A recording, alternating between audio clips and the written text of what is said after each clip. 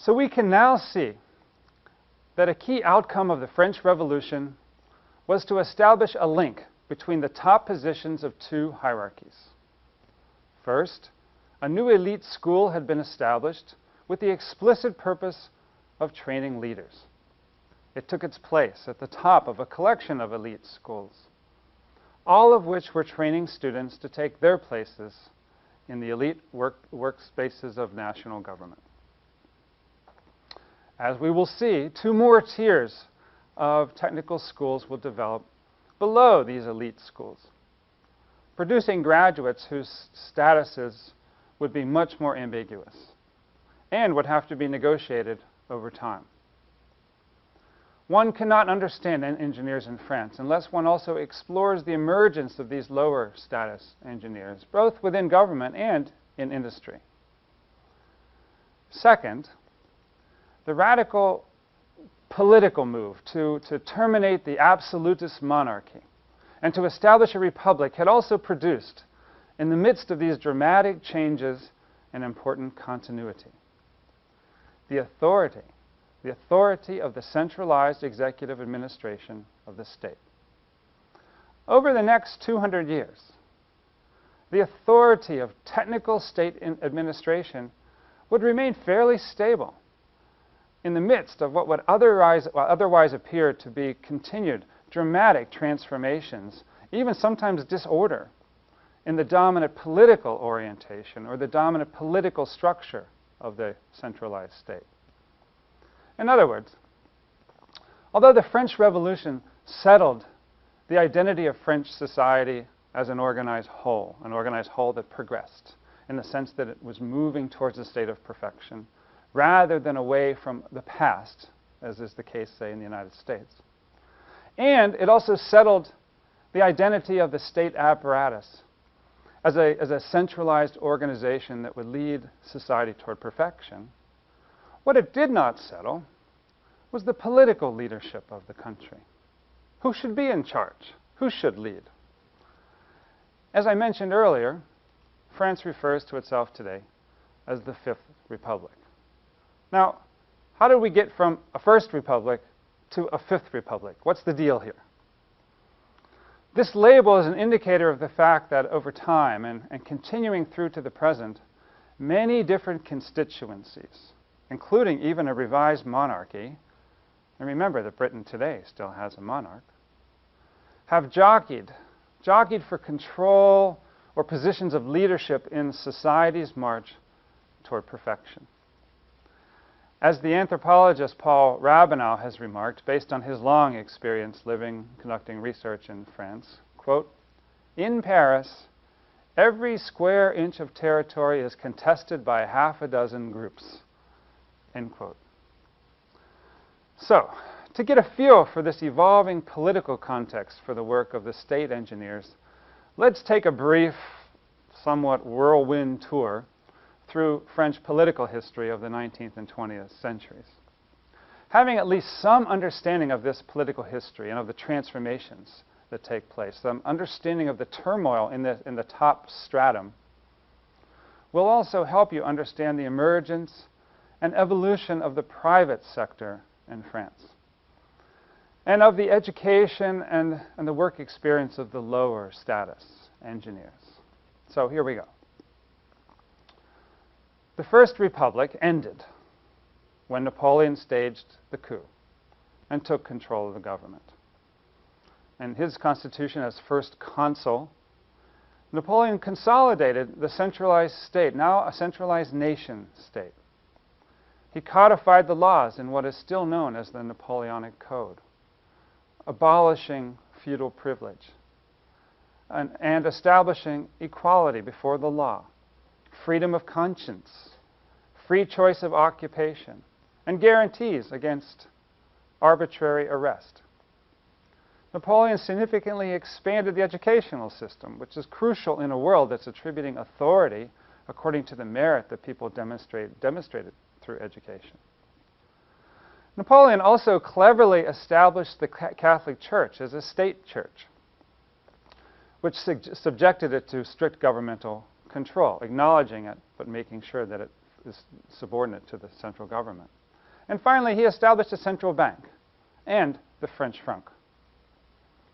Now remember that Napoleon emerged from the artillery corps. And remember the continuing history of military struggles in Europe. Early on, Napoleon successfully fought brief wars with a coalition of European countries. A few years later, he formally established a French empire, assuming the title of emperor, and in 1805 successfully took up arms against both Austria and Prussia. The monarchy, however, was restored 9 years later in 1814. What had happened basically is the French military had been driven out of Russia in 1813, and then from Germany, leading Napoleon to abdicate. The younger brother of Louis XVI assumed the monarchy as Louis XVIII, but things did not go so well. And Napoleon returned a year later in 1815, at which time the king fled to Belgium and Napoleon reestablished the empire. So we have a second empire. However, the British terminated this empire when a year later, or later that year, they defeated Napoleon at Waterloo. Napoleon was exiled to an island in the South Atlantic where he died 6 years later. The British occupied France for the neighborhood of 5 years, permitting a second restoration of the monarchy. The monarchy gets restored again. The British thinking that a monarchy would be more stable or less aggressive, say, than a republic. And Louis XVIII accepted a constitutional monarchy, which is to say a monarchy living in the context of a constitution that affirmed a variety of social reforms. Voting was permitted, for example, but this was not a representative democracy, for it was limited, voting was limited to 10,000 property owners. But this was the second restoration, which was followed by waves of violence against the Republicans, the advocates for republic, and the followers of Bonaparte, Napoleon. During this time, for example, many of the engineers who were trained under the Republic were forced, and under the Empire, were forced to go abroad in order to find work. This second restoration, with 2 more kings, lasted until 1848, when a popular revolution forced the second of these, or the third king, to abdicate. A combination of serious economic depression and the monarchy's resistance to further extending the suffrage had undermined its legitimacy. It was at that time then that a second republic is established, with a constitution that vests authority in a president and a single assembly.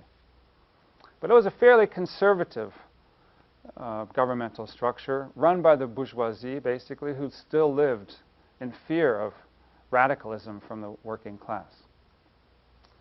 The presidency was won by Napoleon's nephew, Napoleon III. But a year later, this Napoleon assumes the title of emperor and establishes a second French empire. One would say that Napoleon I ran the first empire, even though he did it twice. The title emperor was still a viable one. Remember that 2 Prussian emperors would soon rule resurgent Germany. By the way, Napoleon's son, Napoleon II, never reigned. Now, Napoleon III, as emperor, focused on economic development, dramatically expanding the railroads, improving ports, and organizing public works in cities. His focus was on infrastructure and economic development, and it was under his leadership, for example, that the broad avenues that you find in Paris today were first built. However, his efforts externally were less successful. His attempt to extend the empire to Mexico failed in 1866. And he entered and lost a war with the emergent power of Prussia, surrendering to Bismarck in 1871, terminating his empire. This was followed by the Third Republic. The long-running Third Republic began somewhat uncertainly when Paris citizen groups in Paris proclaimed the Republic after Bismarck had defeated Napoleon III. But they were unable to defend Paris from Bismarck. A National Assembly was put together and agreed to pay an indemnity to Germany of 5 billion francs, as well as to cede Alsace and a third of Lorraine, which they would get back, by the way, after World War I. But an internal struggle for control ensued. It wasn't clear what direction the governmental leadership would take. Advocates for a republic set up an independent municipal government in Paris, the so-called Commune of Paris, in 1871, but this did not last. On the other hand, royalist attempts to restore the monarchy, the advocates of the monarchy, to achieve another restoration, were themselves undercut by internal disputes among pretenders to the throne. Finally, a Republican constitution was passed, and the so-called Third Republic is initiated. Continued internal tensions among Republicans or between Republicans and Royalists extend through the end of the century. But the Republican government solidified control that would last through World War I and until Hitler invaded in World War II. Hitler had gained power in Germany in 1933. He invaded France in 1940 and occupied France throughout the war. The German occupation extended through basically two-thirds of the country, permitting in the South an ultra-isolationist government to exist, run by those who had opposed the Third Republic in preceding decades. So we have, during the war, the occupation. The Fourth Republic was established after the war, established under the leadership of the Army General Charles de Gaulle. De Gaulle had rallied troops, French troops, who had fled to Great Britain during World War II.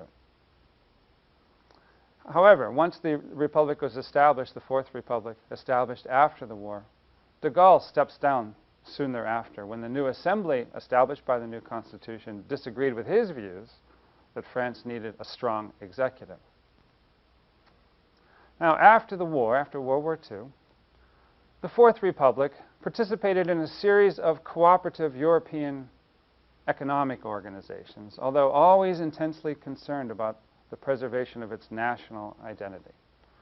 But these are important, these will turn out to be important steps. For example, France joined the European Coal and Steel Community, and then joined the European Economic Commission. These two would merge together in 1967 to form the European Community, which provided the basis for what is now the European Union. But the Fourth Republic wouldn't last. The Fourth Republic fell apart because of resistance by the army to terminating or bringing to an end the colonial empire of France. France lost Indochina in 1955 after basically a 9-year war. And in the wake of the losses during World War II and now Indochina, the army was desperate to hold on to its colonial holdings in Algeria. In 1958, army officers staged a coup in Algeria that basically threatened to spread to Paris. De Gaulle emerged as a savior, as someone who could bring together and reorganize the republic. But to do so, he needed a new constitution, and so here we have de Gaulle organizing the Fifth and final republic. Shortly thereafter, with de Gaulle as president, de Gaulle later granted Algeria independence. But he also worked to restore international prestige for the French military, basically shaping the next few decades of French international activity. He pulled out of NATO, organized a French nuclear force, and initiated cooperative military relations with Germany, working hard to lead a strong Europe. The Fifth Republic increased the power of the president while decreasing the power of Parliament. Under this constitution, the French Parliament consists basically of the National Assembly, which originates legislation, and a Senate. But the Senate is basically only an advisory body. The Assembly is elected by direct universal suffrage, but not for candidates, not for candidates, but for political parties, with each party gaining representation proportional to its showing in the vote. The senators are elected indirectly by members of other representative bodies. The President of the Fifth Republic serves a 7-year term. The President designates the Prime Minister, who is responsible to the National Assembly and appoints the cabinet members. Competition for control in the context of the Fifth Republic is now among political parties, which advance alternative plans for